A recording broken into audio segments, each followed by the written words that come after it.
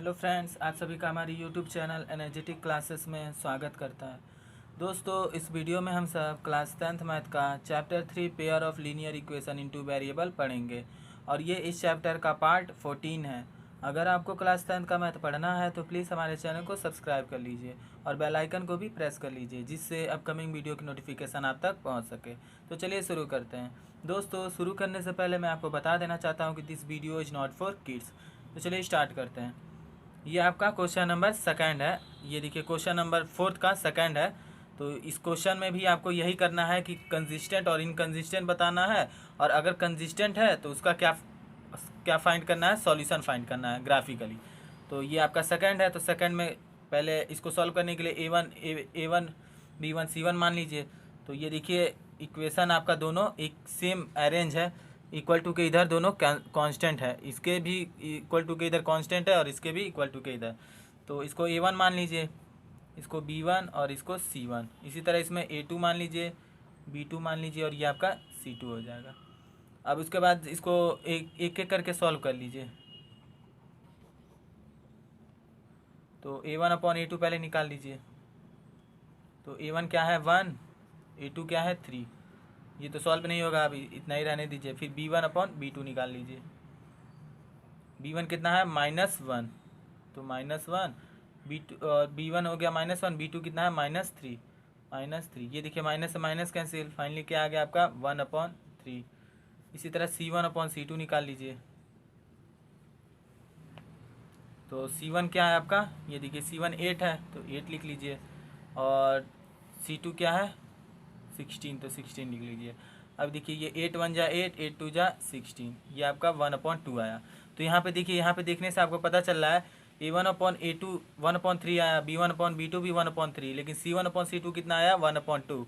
तो यानी a1/a2 equal to b1/b2 है, लेकिन c1/c2 के इक्वल नहीं है। तो क्या लिखेंगे हम, since a1/a2 equal to b1/b2 but not equal to c1/c2। ये a1/a2 इक्वल है b1/b2 के, लेकिन c1/c2 के इक्वल नहीं है। तो आपको पता है जब इस तरह का कंडीशन आता है तो लाइन कैसा होता है, पैरेलल होता है। आपने पिछले क्लास में पढ़ा है कि जब इस तरह का कंडीशन आता है a1/a2 b1/b2 के इक्वल होता है, लेकिन c1/c2 के इक्वल नहीं होता है, तो लाइन कैसा होता है, पैरेलल होता है। तो क्या लिखेंगे हम, therefore lines are parallel. Line कैसा हो जाएगा, पैरेलल हो जाएगा। और आपको पता है लाइन पैरेलल हो जाएगा तो सॉल्यूशन कितने होंगे, नो सॉल्यूशन होंगे, क्योंकि एक दूसरे को वो कभी टच नहीं करते हैं दोनों लाइन। तो क्या लिखेंगे हम, हैंस नो सॉल्यूशन होंगे। तो नो सॉल्यूशन मतलब जब सॉल्यूशन नहीं होते हैं तो क्या कहलाता है, इनकंसिस्टेंट। तो क्या लिखेंगे, हैंस इट इज इनकंसिस्टेंट। ये आपका इनकंसिस्टेंट हो जाएगा।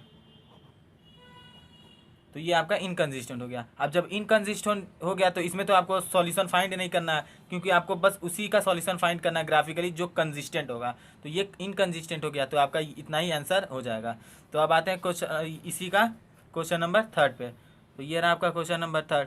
तो इसको a1 मान लीजिए, इसको b1, इसको c1, और इसी तरह इसमें भी a2 b2 और ये आपका c2। अब एक एक करके इसको सॉल्व कर लीजिए।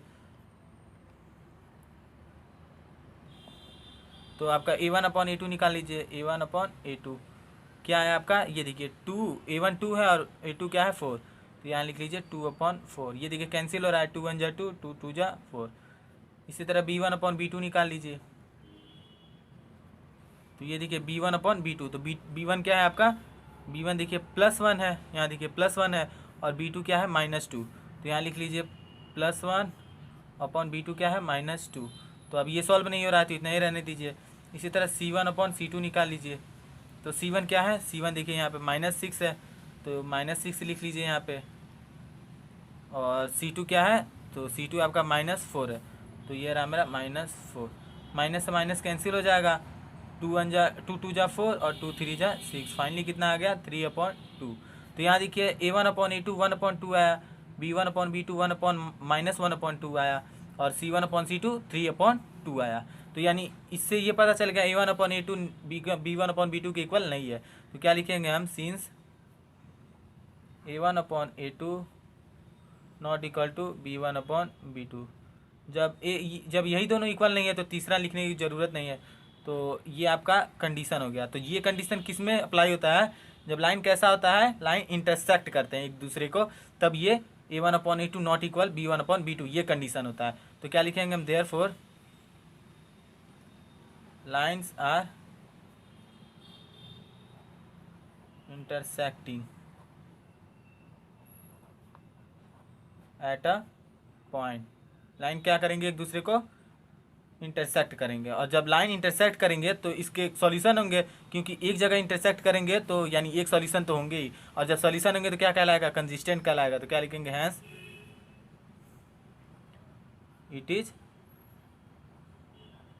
कंसिस्टेंट। तो ये आपका कंसिस्टेंट हो जाएगा। तो अब ये कंसिस्टेंट हो गया, तो यानी ये कंसिस्टेंट है, तो इसका सॉल्यूशन फाइंड करना है, जैसा ये क्वेश्चन में बोला गया है। तो कंसिस्टेंट के लिए सॉल्यूशन फाइंड करना है ग्राफिकली। तो इक्वेशन से हम पहले दो टेबल बना लेंगे। तो मैं यहाँ पे देखिए टेबल बना ले रहा हूँ दो। ये आपका दोनों टेबल बन गया है। अब देखिए यहाँ पे इक्वेशन फर्स्ट में अगर एक्स का वैल्यू 0 रखेंगे तो वाई कितना आ जाएगा? वाई आपका 6 आ जाएगा। तो मैं यहाँ पे देखिए पहले टेबल को फिल कर रहा हूँ। एक्स जब 0 रखूँगा तो वाई मेरा 6 आ जाएगा। इसी तरह अगर x का वैल्यू हम 2 रख ले रहे हैं तो कितना आएगा? देखिए यहाँ 2 2 जा 4 हो जाएगा, और यहाँ +4 और यहाँ -6। तो +4 -6 यानी 6 में से 4 गया 2 और -2 रहेगा, तो इधर जाके क्या हो जाएगा? +2। तो y कितना आ जाएगा? +2। तो अगर हम x 2 रखेंगे तो y भी कितना आ जाएगा? 2 आ जाएगा। ये फिल हो गया। अब इसी तरह सेकंड टेबल को भी फिल कर लीजिए। तो सेकंड टेबल के लिए इक्वेशन सेकंड का अगर x 0 रखूँगा तो y कितना आ जाएगा? देखिए x मेरा अगर 0 रहेगा तो y कितना आ जाएगा? मेरा -2 आ जाएगा। कैसे? यहाँ पे देखिए 4 0 जा 0 और ये -2y और ये -4 है, तो इधर जाके +4 हो जाएगा, और y क्या आ जाएगा? +4/-2। तो 2 से 2 कैंसिल हो जाएगा, 2 2 जा 4 और माइनस है तो -2। तो अगर मैं x 0 रखता हूँ तो y कितना आ जाएगा? -2। इसी तरह x की जगह कुछ और रख लीजिए। तो x की जगह मैं क्या रख ले रहा हूँ? 2 रख ले रहा हूँ। तो x 4 2 जा 8 और 8 -4 कितना आ जाएगा? +4। 8 में से 4 गया, 4 बचा, और ये 4 इधर जाके क्या हो जाएगा? माइनस हो जाएगा, और माइनस से माइनस कैंसिल हो जाएगा। तो 2y = 4 हो जाएगा। तो y कितना आ जाएगा? 4/2 यानी 2। तो अगर मैं x अगर 2 रखता हूँ तो y कितना आ जाएगा? y भी मेरा ये इधर जाएगा 4 2 और ये भी मेरा क्या आ जाएगा? 2 आ जाएगा। अब इसको बस प्लॉट करना है ग्राफ पेपर। तो ग्राफ पेपर मैं एक ले रहा हूँ। ये रहा आपका ग्राफ पेपर। तो इस पे देखिए मैक्सिमम नंबर कितना है आपका? 6 है। तो अब एक एक यूनिट भी लेंगे तो आपका इस पर फिल हो जाएगा। तो मैं एक एक यूनिट मान ले रहा हूँ। 1 2 6 और एक मैक्सिमम लीजिएगा, एक मैक्सिमम 7 हो गया। इसी तरह इधर भी 1 2 3 4 5 6 7 ये आपका नंबर हो गया। अब उसके बाद अब एक एक करके इसको फिल कर लीजिए। तो x कितना है? 0 और y कितना है? 6। तो ये रहा मेरा ओरिजिन। x मेरा 0 है और y कितना है? 6। तो ये रहा मेरा y 6। तो इसको पॉइंट दे दीजिए नेम a और इसका कोऑर्डिनेट लिख लीजिए 0,6। इसी तरह सेकंड पॉइंट भी फिल कर लीजिए। तो 2 और 2, x भी मेरा 2 है और y भी 2 है, तो यानी यहाँ पे आएगा। इसका नाम दे दीजिए b। x मेरा कितना है? 2, y भी 2। ये हो गया। आप देखिए एक ये पॉइंट है और एक ये पॉइंट है, इन दोनों पॉइंट को ज्वाइन कर लीजिए। तो मैं देखिए यहाँ पे दोनों पॉइंट को ज्वाइन कर ले रहा हूँ।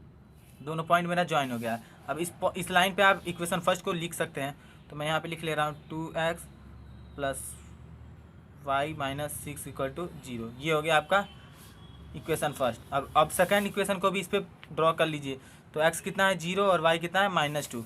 तो -2 के लिए यहाँ पे मैंने ड्रॉ नहीं किया है, तो यहाँ पे इसको भी प्लॉट कर लीजिए। -1 -2 -3 और इधर -1 -2 -3 -4। तो x कितना है आपका? x मेरा 0 है और y कितना है? -2। तो x तो यही है, x यहीं पे 0 है और y कितना है? -2। तो y के लिए नीचे चलेंगे। तो ये रहा मेरा x 0 और y यहाँ पे -2। ये रहा मेरा y-। तो इसको हम c दे देते हैं और इसका कोऑर्डिनेट 0,-2। इस तरह फिर सेकेंड पॉइंट क्या है? x भी 2 है, y भी 2 है। तो x मेरा 2 है और y मेरा 2 है। ये देखिए एक्स भी 2 वाई भी 2, तो इसको पॉइंट हम डी दे रहे हैं और इसका भी हम 2,2 लिख ले रहे हैं। तो ये देखिए आपका दोनों कंप्लीट हो गया। अब देखिए एक पॉइंट ये रहा और एक पॉइंट ये रहा, तो इन दोनों पॉइंट को आप ज्वाइन कर लीजिए। तो देखिए मैं इन दोनों पॉइंट को ज्वाइन कर ले रहा हूँ। तो ये देखिए मैंने दोनों पॉइंट को ज्वाइन कर लिया है। तो यही वाला इस बार लाइन ज्वाइन किया है, तो इस इक्वेशन का क्या है, इसी सेकेंड इक्वेशन को इसके ऊपर लिख लीजिए। 4x - 2y - 4 = 0। ये आपका हो गया सेकेंड इक्वेशन। तो अब देखिए ये दोनों एक दूसरे को कहाँ कट कर रहे हैं, तो ये देखिए ये दोनों लाइन एक दूसरे को इस पॉइंट पे कट कर रहे हैं।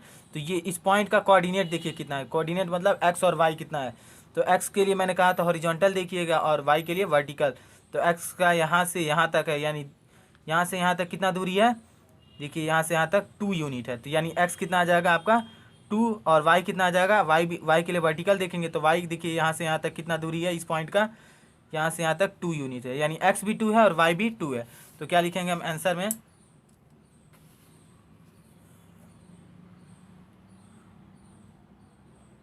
here the graph of both linear equation, graph of दोनों इक्वेशन क्या कर रहे हैं, इंटरसेक्ट कर रहे हैं, क्या आर इंटरसेक्ट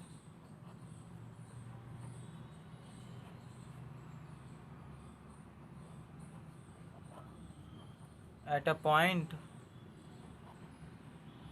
किस पॉइंट पे ये इंटरसेक्ट कर रहे हैं, यहाँ पे ये इंटरसेक्ट कर रहे हैं। तो इस पॉइंट को हम कुछ भी नाम दे दीजिए। तो यहाँ पे देखिए ये दोनों पॉइंट तो आपने बनाया है, तो इस पॉइंट को आप क्यू दे दीजिए। तो ये रहा आपका क्यू, तो एट पॉइंट क्यू, और इसका कोऑर्डिनेट क्या है आपका, इस पॉइंट का कितना एक्स भी 2 था वाई भी 2 था, तो यहाँ लिख लीजिए 2,2। तो ये आपका 2,2 हो गया। तो हम क्या लिखेंगे, देयरफॉर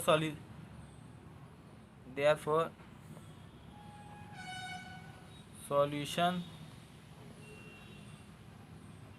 इज 2,2, मतलब x भी 2 आएगा और y भी 2 आएगा। तो ये आपका सॉल्यूशन हो गया। तो ये रहा आपका क्वेश्चन नंबर 3। तो आई होप कि आपको ये अच्छे समझ में आया हो। अगर आपको इस रिलेटेड कोई भी डाउट है तो प्लीज़ कमेंट बॉक्स में कमेंट करिए। तो अगर आपको ये वीडियो अच्छी लगी हो तो प्लीज़ इस वीडियो को लाइक करिए और शेयर करिए। तो मिलते हैं अगले वीडियो में, तब तक के लिए गुड बाय।